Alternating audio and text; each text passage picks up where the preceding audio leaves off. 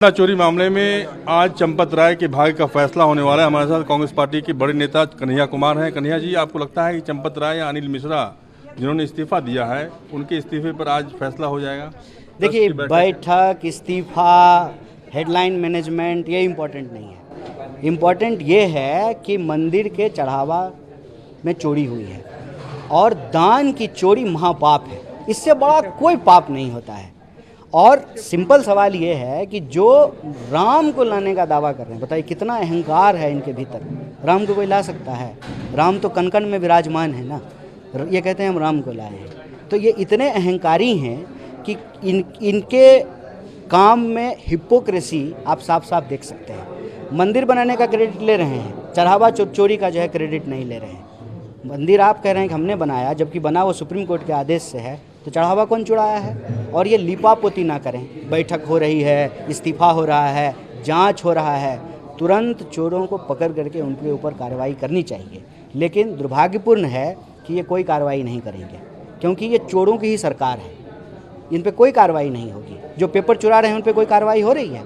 शिक्षा मंत्री इस्तीफा दे रहा है।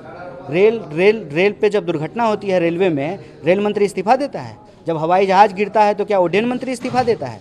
जीरो अकाउंटेबिलिटी वाली ये सरकार है। ये हेडलाइन मैनेजमेंट करेंगे 2-4 दिन, इनको लगेगा जब जनता भूल गई है, ये कोई कार्रवाई नहीं करेंगे। इन्हीं का ट्रस्ट है, इन्हीं के लोग हैं, यही जो है चंदा ले रहे हैं, यही चंदा चुरा रहे हैं, कौन कार्रवाई करेगा? मुख्यमंत्री योगी आदित्यनाथ कहते हैं कि दूध का दूध, पानी का पानी साफ हो जाएगा, क्योंकि 2 जांच चल रही है। एसआईटी की जांच चल रही है, उत्तर प्रदेश पुलिस की जांच चल रही है। अच्छा, कहने में अभी ये सरकार जीएसटी नहीं लगाई है। कहने के लिए मैं बताऊं ये क्या क्या कहते आए हैं आज तक। मैं 2-4 उदाहरण देता हूं।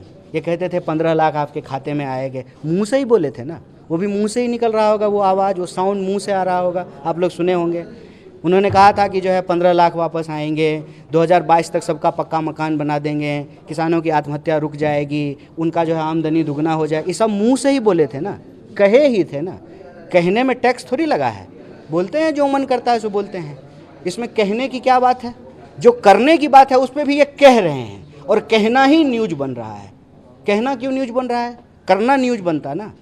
सबसे पहले तो ये जवाब देना चाहिए ना कि कितना का चोरी हुआ है। देश को बताइए कि करोड़ों रुपए जो चोरी हुए उस पर कितना जीरो है, वो देख करके देश को बताइए। उसमें कितना भी जीरो हो नहीं मालूम, लेकिन ये पता है कि इनकी अकाउंटेबिलिटी जीरो है। ये सिर्फ कहते रहेंगे, करेंगे कुछ नहीं, क्योंकि ये सब आपस में मिले हुए हैं। संसद का मानसून सत्र आने वाला है, आपको लगता है कि ये मुद्दा उस सत्र में उठाया जा सकता है? देखिए, संसद में क्या मुद्दा उठेगा नहीं उठेगा ये अलग विषय है, लेकिन इस पे हमारी राय बिल्कुल स्पष्ट है। हम धर्म पर राजनीति नहीं करेंगे। इस देश के लोगों की जो हालत है, सड़क पर चलते चलते लोग गड्ढे में गिर जाते हैं, लोगों की जान चली जाती है, गाड़ी चलते चलते उसमें आग लग जाता है, पेट्रोल में इथेनॉल मिला रहे हैं, लोगों का पेपर चुरा रहे हैं, आम किसानों का ज़मीन चोरी कर रहे हैं, वोट चोरी कर रहे हैं, नागरिकता का अधिकार छीन रहे हैं। ये बड़े मुद्दे हैं। बाकी सरकार को जवाब देना चाहिए, अपने आप से इस बात का जवाब देना चाहिए कि इतना ढोल बजा करके आप पूरी दुनिया में प्रचार किए, दुनिया भर की मीडिया को बुला करके आपने दिखाया, तो आप बताइए देश को कि चंदा चोरी कैसे हुआ। और कहते हैं कि फुल प्रूफ सुरक्षा है। फुल प्रूफ सुरक्षा होने के बाद भी जो है सीसीटीवी चोरों को पकड़ नहीं पाया। जिस तरह के खुलासे हो रहे हैं ये अपने आप में बहुत शर्मनाक है। सरकार को लिपा पोती के बजाय ठोस कार्रवाई करनी चाहिए। बातचीत के लिए कैमरा पर्सन प्रहलाद सिंह के साथ अमन कुमार, दिल्ली न्यूज़ 24।